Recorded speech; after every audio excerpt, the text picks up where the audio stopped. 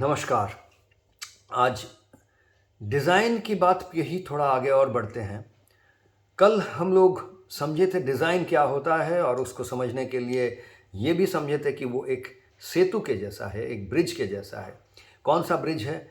हम जो भी काम करने की प्रयास कर रहे हैं, जहाँ भी पहुँचने की प्रयास कर रहे हैं, उसमें वहाँ तक पहुँचने के लिए जो भी विपत्तियाँ हैं, बाधाएँ हैं, लिमिटेशंस हैं, हमारी विघ्न हैं, जो भी राह पे आ सकती है, इन सब चीज़ों का एक तरफ लिस्ट होता है और दूसरी तरफ वो सारी संभावनाएँ हैं, जिसके ज़रिए हम वहाँ तक पहुँच सकते हैं। वो सारी चीज़ों का लिस्ट होता है और इन दोनों के बीच में सेतु ही डिज़ाइन है, ये हम कल समझे थे। आज का विषय ये है कि इस ब्रिज को बनाने के लिए हमें करना क्या है? इस ब्रिज को बनाने के लिए सबसे ज़रूरी है ये समझना कि हमारा ये जो साधना करने का जो पद्धति है, जिसकी डिज़ाइन करने के लिए हम ये सारा कुछ कर रहे हैं, उसके लिए हमें वो कौन सा दो चीज़ है जो समझना है। तो एक तो है सबसे पहले खुद को समझना है, क्योंकि आप खुद साधना कर रहे हैं। साधना आपका अपना प्रोग्राम है। हर कोई अपना अपना स्वधर्म निभाने का कोशिश करेगा। इसीलिए ये कर्मयोग फॉर 21st सेंचुरी का फिट फॉर लाइफ प्रोग्राम इसीलिए आपको बताया जा रहा है। आप इस प्रोग्राम में इसीलिए शामिल हो रहे हैं कि जैसे कि आप अपने स्वधर्म को ढूंढ के निकालें और अपने स्वधर्म को जिए। तो अपने स्वधर्म को जीने के लिए अपना अपना साधना बहुत ज़रूरी है। अब ऐसा कुछ नौबत नहीं आ गया है कि मैं जो बता रहा हूं वो नहीं कर सकते, ऐसा नहीं है। जब तक आप अपने स्वधर्म को ढूंढ रहे हैं, तब तक आप जरूर ये एक जो साधना पद्धति हम यहां से बता रहे हैं, उसका साधन ले सकते हैं। उसको व्यवहार कीजिए, भरपूर व्यवहार कीजिए, कोई प्रॉब्लम नहीं है। लेकिन उद्देश्य यह है कि आपको यह लगना चाहिए कि यह साधना पद्धति आपके लिए उपयोगी है, आपके लिए यही साधना पद्धति सही है। यह आपको खुद महसूस होना चाहिए। और जहां तक जिस दिन जब लग रहा है कि नहीं, आज ये नहीं हो सकता है, आज इसको तब्दीली लाकर ऐसे करना चाहिए, तो आप उस तरह से इसको कीजिए। और दायित्व, उसका रिस्पॉन्सिबिलिटी आपका खुद का है। तो ये ही इस प्रोग्राम का मेन मुख्य उद्देश्य है कि हर इंसान को दायित्वशील बनाना। वो हर इंसान खुद अपने कर्मों के लिए खुद रिस्पॉन्सिबल बन जाए, खुद दायित्वशील बन जाए। तो लेकिन इसके लिए ये ज़रूरी है कि आप दो चीज़ों को समझें। एक तो पहले खुद को समझें, अपने जो लिमिटेशंस हैं। हर किसी का अपना अपना लिमिटेशंस होता है। जैसे मेरी उंगली आज इतना तक ही मैं मोड़ सकता हूँ, तो ये मेरा लिमिटेशन है, इतना तक ही मुड़ेगा। देख लीजिए, इससे ज़्यादा नहीं मुड़ रहा है, तो ये मेरी लिमिटेशन है। आपका अगर इससे ज़्यादा यहाँ तक मुड़ जाता है तो आपका लिमिटेशन वहाँ पर है। किसी का इतना ही मुड़ता है तो उसका लिमिटेशन उतना तक ही है। ऐसे ये सिर्फ उंगली मुड़ने की बात नहीं है। हर किसी का अपना, आपका पैसे की लिमिटेशंस हो सकती है, आपके साधनों का लिमिटेशन यानी कि समय की लिमिटेशंस हो सकती है, समय की एक बांधन हो सकती है। आप साधना को करेंगे, साधना करने के लिए आपके पास इतना ही समय है और वो समय इस समय ही मिल सकता है आपके पास। वैसे तो ये हमारा मानना है, कहना कि हर इंसान को कम से कम 3 घंटा 24 घंटे के अंदर से निकालना ही पड़ेगा। अब आप कैसे इस 3 घंटे को निकालेंगे, उसका साधन भी हम पहले दिन ही बताए थे। इसके पहले बताए हैं किस तरह से आप सोमनो मैजिक, योग निद्रा, ये सब अगर करेंगे, ऐसी कोई साधना करें जिससे कि आपका जो 8 घंटा 10 घंटा 6 घंटा 7 घंटा सोते हैं उसी से समय निकल के आए। या ऐसी साधना सबसे पहले करें जैसे कि समय निकल के आए। तो इस तरह से पैसे की लिमिटेशंस हो सकती है, अलग अलग चीज़ों की, परिस्थिति की लिमिटेशंस हो सकती है। किसी दिन आपको समय का लिमिटेशन आ गया, समय का कोई पाबंदी आ गया, तो इन सारी बातों को लेकर आपको अपना खुद का लिमिटेशन समझना है। आपका डॉक्टर आपके स्वास्थ्य को देखते हुए कुछ हो सकता है बोले हैं कि इन चीज़ों को आप ना करें, आप इनसे बाहर ना जाए।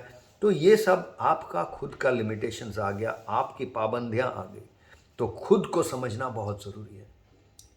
तो एक तरफ हो गया खुद को समझना। ये खुद को समझना एक दिन की बात नहीं है, ये एक निरंतर का प्रयास है, करते रहना है। ऐसा नहीं कि खुद को संपूर्ण तरह से समझ गए हैं। अगर ये आप मान लिए तो आप पहले ही खुद को समझे नहीं है, क्योंकि आप खुद जो है वो एक अनादि अनंत के ही रूप है, इसलिए उसको संपूर्ण तरह से समझ लेना कभी भी संभव नहीं। आप जितने भी सिद्ध पुरुष हो जाए उसके बाद भी आप और भी समझ सकते हैं। क्यों? क्योंकि आप खुद ब खुद में ही बंधे हुए नहीं हैं। आप खुद जिसको बोलते हैं, ये हमेशा हमेशा औरों के साथ जुड़े हुए हैं। आप खुद जो नहीं है उसके साथ जुड़ा हुआ है। इसलिए जो दूसरा सेतु का जो दूसरा अंत है, उस तरफ में क्या है? उस तरफ में बाकी सब कुछ है। यानी कि हर धर्म, हर काल, हर संस्कृति, हर परिस्थिति, हर भौगोलिक दिशा, हर विश्व में जब भी आज से हर काल में, हर जगह में जितना भी कुछ हुआ है, जितने भी साधन रचे गए हैं, जितना भी साधना हुआ है, ये सारे एक तरफ। तो इन सारी चीज़ों को भी जानना किसी एक व्यक्ति के लिए संभव नहीं है, लेकिन आज ये मुमकिन है कि आप इन सारी चीज़ों तक पहुंच सके। क्यों? क्योंकि आज इंटरनेट आ गया है, ये टेक्नोलॉजी प्रजुक्ति आ गया है। जिस स्मार्टफोन के ज़रिए शायद आप इस प्रोग्राम को देख रहे हैं, इस प्रोग्राम के साथ जुड़ रहे हैं, यही स्मार्टफोन आपको और हज़ारों लाखों करोड़ों प्रोग्राम के साथ जोड़ सकता है, हज़ारों लाखों करोड़ों ज्ञान की उस रूपरेखा के साथ जोड़ सकता है, जैसे कि आपको हर संभावना के बारे में पता चले।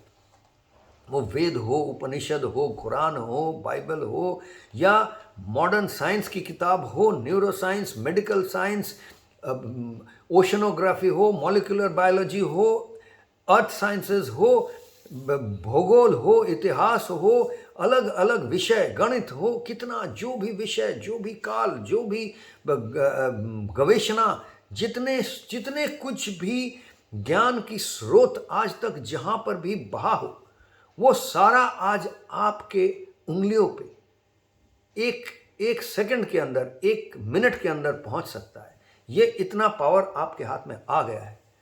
तो आज आप कैसे ये कह सकते हैं कि हमारे पास कोई भी साधन की लिमिटेशंस है, आपकी संभावना की तो कोई अंत नहीं है।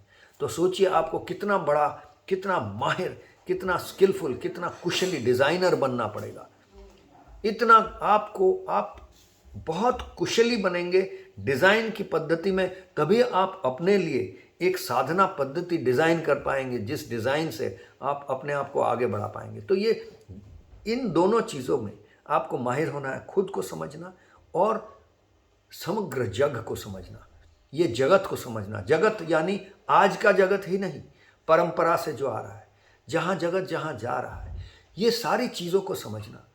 तो ऐसे आपको आज आपको शिक्षा, खुद का शिक्षा, आज का शिक्षा व्यवस्था इस तरह से हमें तैयार करे जैसे कि हम हर चीज़ को, जितना भी ज्ञान है, वो सब ज्ञान को कितनी जल्दी, कितनी सहज तरीके से उसको छानबीन करके उसका जो विशेषता है उसको निचोड़ के अपने लिए काम में लगा पाए। ये शिक्षा का आधार हो जाना चाहिए। और वही हमारा भी ये कर्मयोग फॉर 21st सेंचुरी का जो फिट फॉर लाइफ प्रोग्राम है, इस प्रोग्राम का आधारशिला भी वही है। आपको इस साधना के ज़रिए इस जगह पे पहुंचना है जैसे कि आप संकीर्ण ना हो जाए। हाँ, संकीर्ण तरह से साधना आज करें, क्योंकि आज का दिन ही है। आज आप साधना नहीं करके बस ढूंढते रहे कि क्या करें, तो आज का दिन भी बेकार चला जाएगा। तो आज के दिन के लिए आपको संकीर्ण होना है, लेकिन कल का दिन आपके पास है, परसों का दिन है, सारा युग पड़ा हुआ है।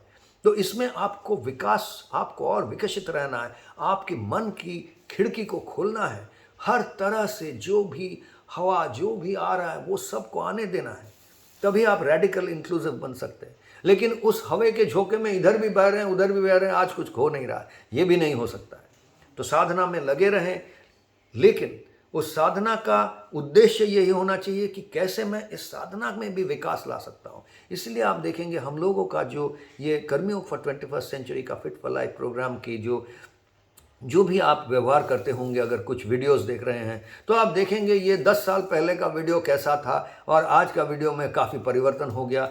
आपको मैं कह सकता हूँ कि 5 साल बाद आप देखेंगे तो उसमें और परिवर्तन आ जाएगा। तो आप हमेशा करंट रहे, देखें कि अभी क्या है, अभी क्या किया जा रहा है। अगर हो सके, जितना दूर हो सके लाइव देखें तो आपको पता चल जाएगा कि आज कहाँ तक पहुँचा है। नहीं हो रहा है तो 10 साल पहले की चीज़ भी देख सकते हैं, उसी से गुजरते हुए यहाँ तक पहुँचे। तो वो उसका कोई मतलब नहीं है, ऐसा बात नहीं है। उसका भी बहुत ही मतलब है, वो भी बहुत ही अहम चीज़ है उसके अंदर। उससे गुजरते हुए आज तक हम यहाँ पहुँचे, इसलिए उसको हम फेंक दिए, ऐसी बात नहीं है। उसको लेते हुए उसके बाद उसके ऊपर और रंग चढ़ाते हुए आज तक यहाँ पहुँचे हैं। तो ये सिर्फ हमारा जो ये साधना पद्धति यही नहीं, ये हज़ारों लाखों करोड़ों साल का जो साधना एक एक सिर्फ मनुष्य क्या नहीं, कीड़े मकोड़े सब साधना में लगे हुए हैं जीने की। तो वो साधना में लगे रहे करते करते करते करते जहाँ तक पहुँचे, वो सब के भीत के ऊपर, नींव के ऊपर खड़ा है और आगे चल के आज जो कर रहे हैं इसके ऊपर खड़ा होगा आगे की साधना। तो आपको इसी तरह से सोचना है। तो आपको निरंतर इस प्रयास में लगा रहना है कि आप अपने खुद को समझें और कभी ये ना बोले कि मैं समझ गया हूँ। ये हो ही नहीं सकता है आप संपूर्ण तरह से कुछ खुद को समझ गए हैं, क्योंकि आप खुद एक स्थितिशील, एक स्टैटिक, एक रुके हुए चीज़ नहीं है। आप एक डायनामिक खुददारी है आप में। आप खुद, आपका जो ये खुदाई है ये डायनामिक है। इसीलिए कहा गया है कि युग युग में अवतारित होंगे वो, नहीं तो एक युग में अवतारित हुए तो वहीं पर बैठे रह सकते थे। क्यों कहते कि हर युग में मैं अवतारित होऊंगा? क्यों ईश्वर का रूप ऐसा है कि वो हर युग में अवतारित होते हैं? क्योंकि युग परिवर्तन के साथ वो अवतार, अलग अलग अवतार में आना, तो आपका भी अवतार अलग अलग अलग अलग रूप में प्रकाशित होना है। तो इसी तरह से ये एक जगह पे रुका हुआ चीज़ नहीं है, डायनामिक है, स्टैटिक नहीं है। लेकिन ये डायनामिक भी ऐसा नहीं है कि इतना डायनामिक है कि आज कुछ कर ही नहीं रहे, सिर्फ हिल ही रहे हैं। तो स्थिति भी है और एक स्थिति में एक हिलने की भी एक क्रियाशीलता भी है। तो ये दोनों का ये योग है, इसीलिए इसको हम कर्मयोग कहते हैं, कर्मयोग फॉर 21st सेंचुरी। तो आज इतना ही कहना चाहते थे आज की सत्संग में कि आप खुद को समझें और आप खुद जो नहीं हैं वो सारी चीज़ों को समझें, और उस दोनों के बीच में जो ब्रिज बनेगा, इसी से आपका साधना का नींव तैयार होगा। और 27 महीने के बाद अगर आप इस प्रोग्राम में लगे रहे, 27 महीने बहुत कमिटमेंट के साथ लगे रहे, तो मेरा ये मानना है कि उसके बाद आप कहीं तक तो पहुंच जाएंगे जब आप खुद अपना साधना का डिज़ाइन करने के लिए संपूर्ण तरह से आप काबिल हो जाएंगे। तो आज के लिए इतना ही। नमस्कार।